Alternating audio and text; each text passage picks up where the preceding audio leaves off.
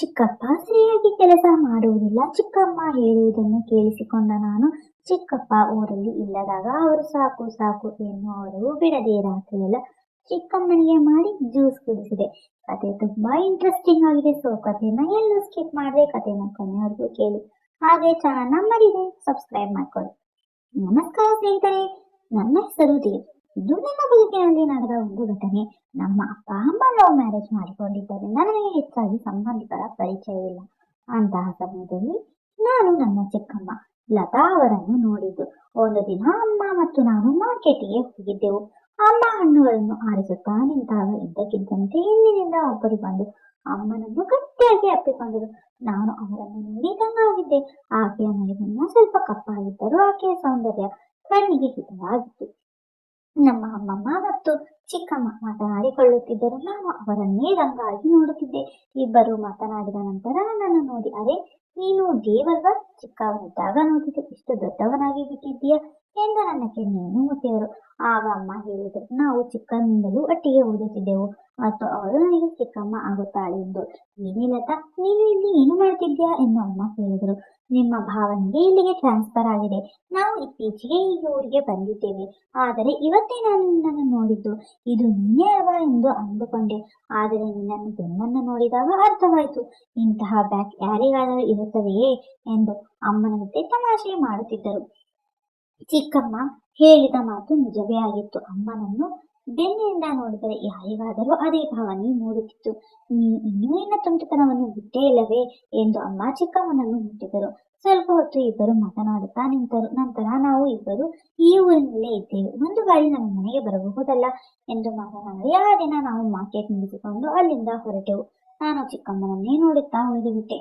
ನಂತರ ಚಿಕ್ಕಮ್ಮ ಮತ್ತು ಅಮ್ಮ ಇಬ್ಬರು ಫೋನ್ನಲ್ಲಿ ಪ್ರತಿದಿನ ಮಾತನಾಡುತ್ತಿದ್ದರು. ಕೆಲವೊಮ್ಮೆ ಅಮ್ಮನ ಮಾತುಗಳಿಂದ ನನಗೆ ಅರ್ಥವಾಗುತ್ತಿತ್ತು ಚಿಕ್ಕಮ್ಮ ಮತ್ತು ಚಿಕ್ಕಪ್ಪನ ನಡುವಿನ ಸಂಬಂಧ ಉತ್ತಮವಾಗಿಲ್ಲ ಎಂದು. ಅಮ್ಮ ಮತ್ತು ಚಿಕ್ಕಮ್ಮ ಯಾವಾಗಲೂ ಗಂಟೆಗಟ್ಟಲೆ ಈ ವಿಷಯದ ಬಗ್ಗೆ ಮಾತನಾಡುತ್ತಿದ್ದರು.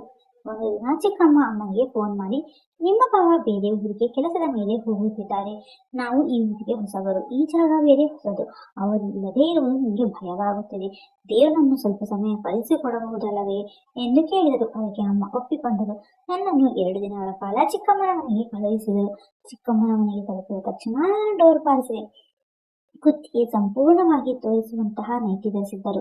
ನಾನು ಅವಳನ್ನೇ ನೋಡುತ್ತಾ ಉಳಿದು ಬಿಟ್ಟೆ. ಅವಳು ಬಂದು ನನ್ನನ್ನು ಒಳಗೆ ಕರೆದುಕೊಂಡು ಹೋಗಿದ್ದೇವೆ.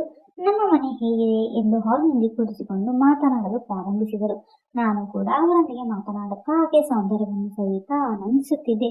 ಆಗ ಅವರು ಮೇಲೆ ಬಂದು ಬಯಕೆ ಮೂಡುತ್ತೆ. ಚಿಕ್ಕಪ್ಪ ಇಲ್ಲದೆ ಈ 2 ದಿನಗಳು ಚಿಕ್ಕಮ್ಮ ಜೊತೆ ನನ್ನ ಬಯಕೆಗಳನ್ನು ಹೇಗಾದರೂ ಪೂರೈಸಿಕೊಳ್ಳಬೇಕು ಎಂದು ಅನಿಸಿತ್ತು.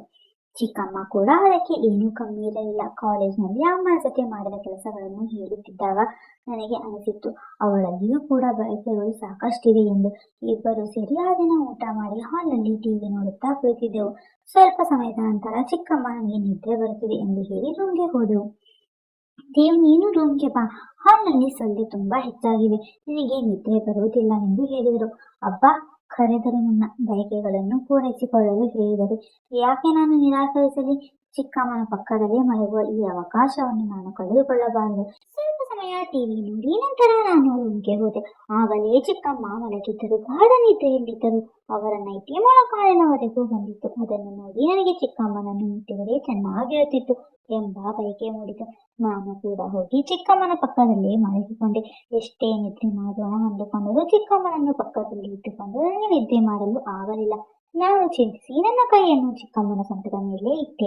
ಗಾಢವಾದ ನಿದ್ರೆಯಲ್ಲಿರುವ ಚಿಕ್ಕಮ್ಮ ಕದಲಿಲ್ಲ. ನಾನು ಇದನ್ನು ಸರಿಯಾದ ಅವಕಾಶವೆಂದು ತಿಳಿದು ನನ್ನ ಕೈಯನ್ನು ನಿಧಾನವಾಗಿ ಚಿಕ್ಕಮ್ಮನ ಮೇಲೆ ಎಲ್ಲ ಭಾಗಗಳಲ್ಲೂ ಸರಿಸಿದೆ. ಆಗಲೂ ಚಿಕ್ಕಮ್ಮ ಕದಲಿಲ್ಲ. ಇದರಿಂದ ಧೈರ್ಯ ಮಾಡಿ ನನ್ನ ಕಾಲನ್ನು ಕೂಡ ಚಿಕ್ಕಮ್ಮನ ಕಾಲ ಮೇಲೆ ಇಟ್ಟೆ. ನನ್ನ ಕೈಯನ್ನು ನಿಧಾನವಾಗಿ ಒಳಗೆ ಸರಿಸುತ್ತಾ ಹೋದೆ. ಇದ್ದಕ್ಕಿದ್ದಂತೆ ಚಿಕ್ಕಮ್ಮ ನನ್ನ ಕೈಯನ್ನು ಹಿಡಿದರು. ನಾನು ಭಯದಿಂದ ಹಿಂದಕ್ಕೆ ಎಳೆದುಕೊಳ್ಳಲು ಅಂದುಕೊಂಡೆ. ಆದರೆ ಚಿಕ್ಕಮ್ಮ ಗಟ್ಟಿಯಾಗಿ ನನ್ನ ಕೈಯನ್ನು ಹಿಡಿದು, ದೇವ್ ಏನು ಮಾಡ್ತಾ ಇದ್ದೆ ಎಂದು ಕೋಪದಲ್ಲಿ ಕೇಳಿದರು. ನಾನು ಸಿಕ್ಕಿ ಬಿದ್ದೆ. ನಿದ್ದೆಯಲ್ಲಿ ಮಾಡಿದ್ದು ಎಂದು ಹೇಳಲು ಆಗಲಿಲ್ಲ. ಇಂತಹ ವಿಷಯಗಳನ್ನು ನೀನು ಎಲ್ಲಿಂದ ಕಲಿತೆ? ನಾನು ನಿನ್ನನ್ನು ಒಳ್ಳೆಯವನು ಅಂತ ಅಂದುಕೊಂಡಿದ್ದೆ. ನಾನು ನಿನಗೆ ಚಿಕ್ಕಮ್ಮ ಅಲ್ವಾ, ಇಂತಹ ಕೆಲಸಗಳನ್ನು ಮಾಡಬಹುದೇ ಎಂದು ನನ್ನ ಮೇಲೆ ಕೋಪಗೊಂಡರು. ಇಂತಹ ಆಲೋಚನೆ ನಿನಗೆ ಎಲ್ಲಿಂದ ಬಂತು ಎಂದು ಗಟ್ಟಿಯಾಗಿ ಕೇಳಿದರು. ಆಗ ನಾನು, ನೀವು ಅಮ್ಮ ಜೊತೆಯಲ್ಲಿ ಮಾತನಾಡುವುದನ್ನು ನಾನು ಯಾವಾಗಲೂ ಕೇಳಿಸಿಕೊಳ್ಳುತ್ತಿದ್ದೆ. ಆಗ ನನಗೆ ಅನಿಸಿತು, ನೀವು ಮತ್ತು ಚಿಕ್ಕಪ್ಪನ ಮಧ್ಯೆ ಸಂಬಂಧ ಸರಿಯಿಲ್ಲ ಎಂದು. ನಿಮ್ಮನ್ನು ಮೊದಲ ಬಾರಿಗೆ ನೋಡಿದಾಗಿಂದ ನನ್ನಲ್ಲಿ ಈ ರೀತಿಯ ಬಯಕೆಗಳು ಮೂಡಿವೆ. ಅದನ್ನು ತಡೆದುಕೊಳ್ಳಲಾಗದೆ ಹೀಗೆ ಮಾಡಿದೆ ಎಂದು ಹೇಳಿದೆ. ನಾನು ನಿಮಗೆ ಚಿಕ್ಕಮ್ಮ. ನನ್ನ ವಯಸ್ಸು ನಿಮಗೆ ಗೊತ್ತಿದೆಯಾ ಎಂದು ಕೇಳಿದರು. ಗೊತ್ತಿದೆ, ನಾನು ಅನೇಕ ವಿಡಿಯೋಗಳಲ್ಲಿ ನೋಡಿದ್ದೇನೆ. ಚಿಕ್ಕಮ್ಮನ ಮೇಲೆ ಬಯಕೆ, ಚಿಕ್ಕಮ್ಮನೊಂದಿಗೆ ಸಂಬಂಧ ಎಂದು. ಅದಕ್ಕಾಗಿಯೇ ಹೀಗೆ ಮಾಡಿದೆ ಎಂದು ಹೇಳಿದ. ಅದಕ್ಕೆ ಚಿಕ್ಕಮ್ಮ ನನ್ನನ್ನು ಬೈದು, ದೊಡ್ಡವರು ಇಬ್ಬರು ಮಾತನಾಡಿಕೊಳ್ಳುತ್ತಿದ್ದಾರೆ ಎಂದರೆ ಅದನ್ನು ನೀನು ಕೇಳಿಸಿಕೊಳ್ಳುವುದು ಎಷ್ಟು ಸರಿ? ಅದು ಅಲ್ಲದೆ ನಿನಗೆ ಇಂತಹ ಬಯಕೆಗಳು ಮೂಡಿದೆ. ನೀನು ಹೇಳಿದಂತೆ ಈ ವಿಡಿಯೋಗಳು ಮತ್ತು ಕಥೆಗಳಿಂದ ಯುವಕರು ಕೆಟ್ಟು ಹೋಗುತ್ತಿದ್ದಾರೆ. ನಾನು ಈ ವಿಷಯವನ್ನು ನಿಮ್ಮ ಅಮ್ಮನಿಗೆ ಹೇಳಿ ಅವಳನ್ನು ನೋಯಿಸಲಾರೆ. ಅವಳು ತುಂಬಾ ಒಳ್ಳೆಯವಳು. ಆದರೆ ನಿನ್ನಲ್ಲಿ ಇಂತಹ ಆಲೋಚನೆ ಇದೆ ಎಂದು ತಿಳಿದ ಮೇಲೆ ನಾನು ನಿನ್ನನ್ನು ನನ್ನ ಮನೆಯಲ್ಲಿ ಇಟ್ಟುಕೊಳ್ಳಲಾರೆ.